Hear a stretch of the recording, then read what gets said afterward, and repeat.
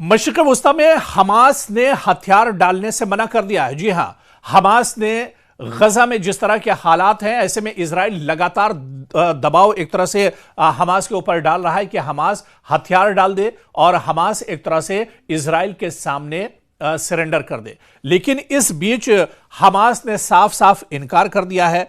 Khalid Michel ने मज़ाहमत जारी रखने यानी लड़ाई जारी रखने का अज़्म जाहिर किया है। खालिद मिशेल ने कहा है कि जब तक ये जुल्म बंद नहीं होता है, इजराइल की तरफ से जो कत्लेआम किया जा रहा है, मासूमों को, खवातीन को, बुजुर्गों को जिस तरह से मारा जा रहा है, जिस तरह से कत्ल किया जा रहा है, लगातार हैवानियत का और कत्लेआम का सिलसिला इजराइल की तरफ से जारी है।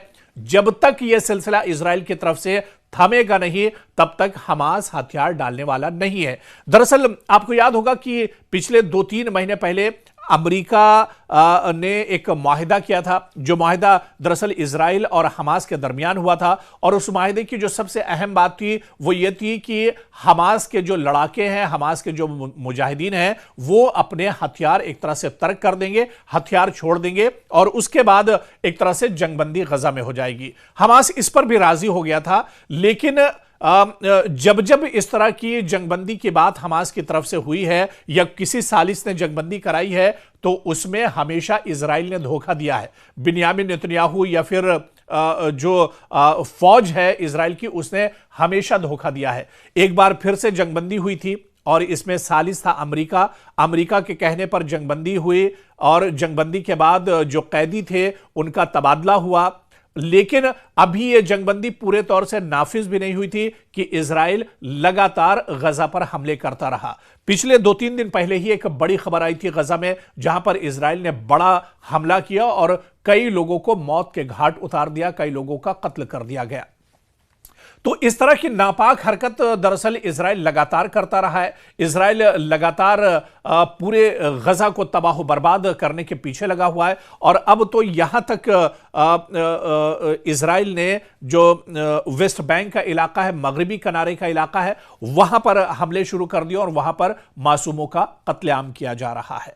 तो ऐसे में हमास ने अब साफ साफ अल्फाज में कहा है और हमास के सीनियर लीडर खालिद मिशेल का भी कहना है कि फिलिस्तीनी मज़ाहमती तंजीम हमास हथियार नहीं डालेगी और ना ही गजा में गैर मुल्की मुदाखलत को कबूल करेगी। यह भी हमास ने साफ कर दिया है कि अगर कोई गैर मुल्की गजा में मुदाखलत करता है तो उसे भी बर्दाश्त नहीं किया जाएगा।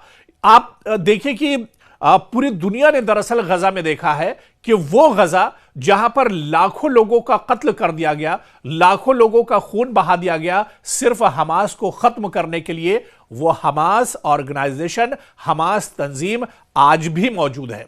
हमास के मुजाहिदीन आज भी जंग लड़ रहे हैं। वो हमास खत्म नहीं हुआ, हालांकि उस हमास की आड़ में इजराइल ने लाखों लोगों का खून बहा दिया और एक रिपोर्ट के मुताबिक 70,000 लोगों का कत्लेआम गजा के अंदर किया गया है। लेकिन हासिल क्या हुआ? दरअसल हमास को मिटाना मकसद नहीं था, गजा को तबाह करना मकसद था। गजा में जो मुसलमान थे उन्हें उनका खून बहाना मकसद था और गजा पर दरअसल नाजायज इजराइल कब्जा करना चाहता था अपने मकसद में। हालांकि इजराइल अब भी कामयाब नहीं हुआ है और इजराइल लगातार अब भी गजा पर हमले करता रहता है और इजराइल की बमबारी में अभी भी हजारों मासूम जो है वो मारे जा रहे हैं।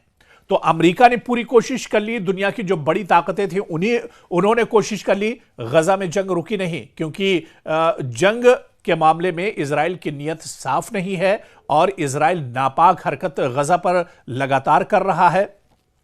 इजराइल की नीयत दरअसल यह है कि वो गजा को हड़पना चाहता है और इसी वजह से लगातार जो कार्रवाई है वो गजा पर इजराइल की तरफ से की जा रही है। लेकिन हमास ने एक बार फिर से अलल ऐलान दो टूक अल्फाज में कह दिया है कि हमास अपने हथियार तर्क करने वाला नहीं है। हमास के मुजाहिदीन लगातार ये लड़ाई जारी रखेंगे, दुश्मन के खिलाफ वो लगातार लड़ते रहेंगे और गजा में किसी बाहरी मुल्क की मुदाखलत भी उन्हें बर्दाश्त नहीं है। तो ऐसे में ये इजराइल के लिए, बिन्यामिन नेतन्याहू के लिए, मोसाद के लिए, इजरायली फोर्सेस के लिए एक बड़ा दर्द-ए-सर है। आज भी आप देखिए कि हमास के जो लड़ाके हैं वो मौजूद हैं और जब मौका मौका मिलता है तो दुश्मन पर बड़ा हमला करते हैं। इजराइल के नाक में हमास ने दम करके रख दिया है। तमाम जो हथकंडे हैं इजराइल ने एक तरह से अपना लिए हैं, लेकिन गजा से और फिलिस्तीन से, मगरिबी किनारे से हमास को इजराइल खत्म नहीं कर पाया है। और अब जो बयान आया है हमास के सीनियर लीडर खालिद मिशेल की तरफ से कि हम आखिरी दम तक लड़ते रहेंगे और हम हथियार तर्क करने वाले नहीं हैं।